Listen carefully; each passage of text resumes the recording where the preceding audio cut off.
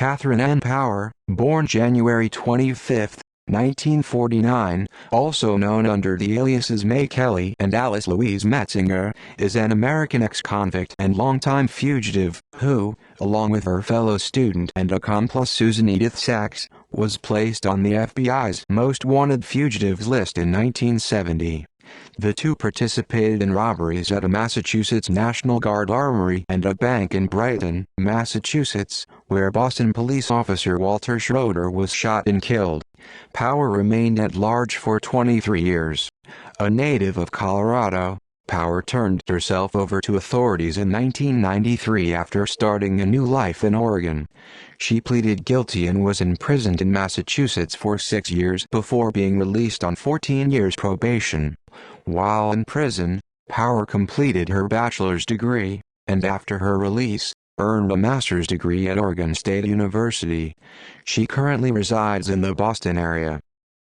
Early life. Katherine Ann Power grew up as the third of 7 children in Denver, Colorado.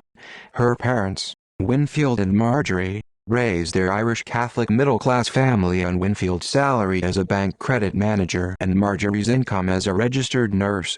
Katherine became a Girl Scout and won a scholarship to Mary Crest Girls High School, a Catholic school in Colorado.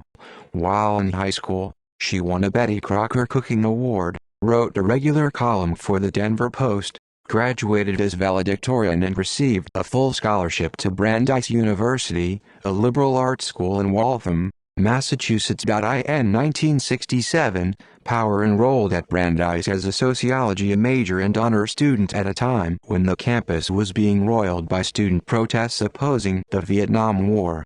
She became known for wandering campus braless and barefoot in an orange-colored smock, for her attendance at Students for a Democratic Society protest rallies, and for her involvement in the Brandeis Strike Information Center. Power and her roommate, Susan Edith Sachs, worked to organize student protests for a committee known as the National Student Strike Force. The two also became acquainted with fellow organizer Stanley Ray Bond, an ex-convict and soldier attending classes at Brandeis through a special program. Protested murder. Through their association with Bond, Power and Sachs became involved in a plot to arm the Black Panther Party as a response to U.S. involvement in the Vietnam War. Bond introduced the pair to former convicts William Gilday and Robert Valerie, and together the group plotted to rob the State Street Bank and Trust. On September 20, 1970, the group robbed a National Guard armory in Newburyport, Massachusetts, and took 400 rounds of ammunition. They also stole weapons and set fire to the facility, causing about $125,000 in damage. 3 days later, on September 23, 1970, the group robbed a bank in Brighton, a suburb of Boston, carrying handguns, a shotgun and a submachine gun. The first policeman on the scene, Officer Walter Schroeder of the Boston Police Department, was shot in the back by Gilday when he attempted to stop the robbery. He subsequently died from his wounds. The group escaped with $26,000 in cash that they planned to use to finance an overthrow of the federal government. Power was behind the wheel of one of the 2 getaway vehicles. While raiding her apartment after the bank robbery, police found evidence tying Power to both robberies. This included weapons, ammunition and a telephone switchboard from the armory. Power's attorneys would subsequently blame her involvement in the robberies as the result of manipulation by her partner Bond. Fugitive Gilday, Valerie and Bond were captured shortly after the Brighton robbery. Bond died in custody while making the bomb as part of an escape attempt, while Valerie turned state's evidence and testified against Gilday. Valerie received a jail term of 25 years for the robbery, while Gilday received the death penalty. Power and Sachs eluded capture. In November 1970, Power and Sachs became the 16th and 17th persons on the FBI's Most Wanted Fugitives list. At first, Power and Sachs traveled together, escaping arrest by hiding out in women's communes. For part of this time, the two went to Connecticut and Power assumed the name May Kelly. Sachs was able to elude arrest until 1975, when she was captured in Philadelphia, Pennsylvania. She then served 5 years in prison. Prior to her surrender in 1993, Power had last been seen in Kentucky in 1974. In 1977, she assumed the alias Alice Louise Metzinger, taking the name from the birth certificate of an infant that had died the year before her birth. In 1979, she moved west to Oregon and gave birth to a son, Jamie, by an unknown father. As time went by, authorities received few tips regarding Power's location, and she was eventually removed from the most wanted fugitives list in 1984. The following year, she settled in the city of Lebanon in Oregon's Willamette Valley with her son Jamie and boyfriend Ron Duncan, a local meat cutter and bookkeeper. While living in Oregon, Power taught cooking classes at Lynn Benton Community College in Albany and worked at restaurants in Corvallis and Eugene. She reached the shortlist for the post of food writer for the Corvallis Gazette-Times and became part owner of Napoli Restaurant and Bakery in Eugene. Power had suffered from clinical depression since childhood and confided her fugitive status to her therapist Linda Carroll. She developed the desire to stop living her life under her assumed name and, through therapy that included participation in the mock trial of a soldier charged with killing civilians during the Vietnam War, she began to prepare for her surrender to the authorities. This included her decision to marry Duncan in 1992 and reveal her background to her friends. Surrender in 1993. Katherine Ann Power negotiated to surrender with authorities and ended 23 years of hiding. Negotiations were carried out through her attorneys Stephen Black, a public defender, and Ricky Gleeman, a prominent Boston lawyer. On September 15, 1993, she pleaded guilty to 2 counts of armed robbery and manslaughter in Boston.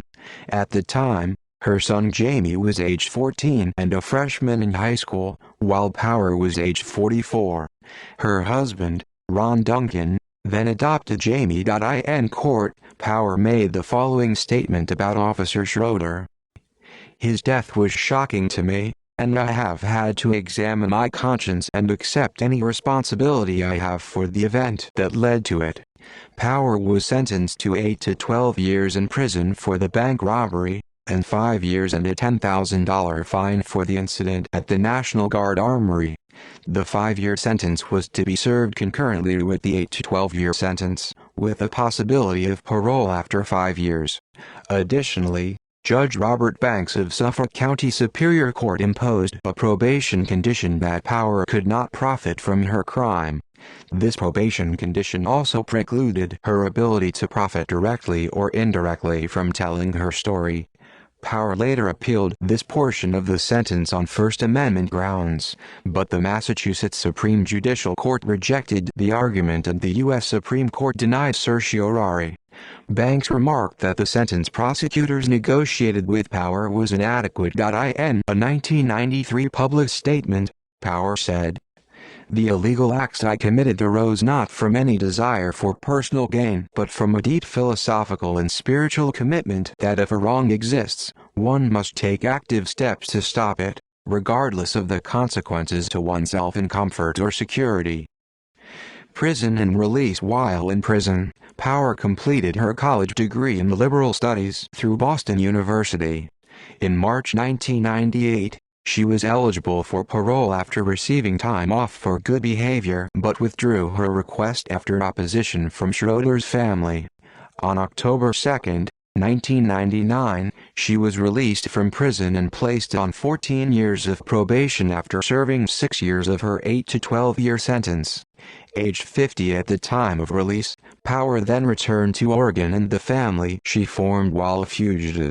Shortly after release, she appeared at a public forum on peace at Willamette University in Salem, Oregon, where she questioned the violent posture of some people in the peace movement, including activist Philip Berrigan. Later, Power enrolled in graduate studies at Oregon State University in Corvallis, where she worked on a master's degree in interdisciplinary studies with focuses on writing, philosophy, and ethics.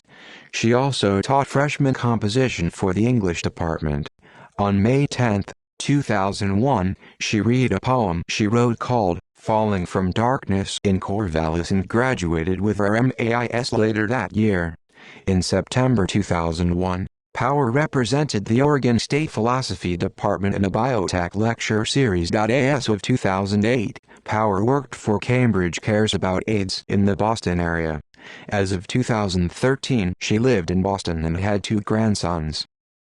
Cultural references. Since her surrender, Power and her story have been the basis for a variety of books and even a television episode of Law and Order.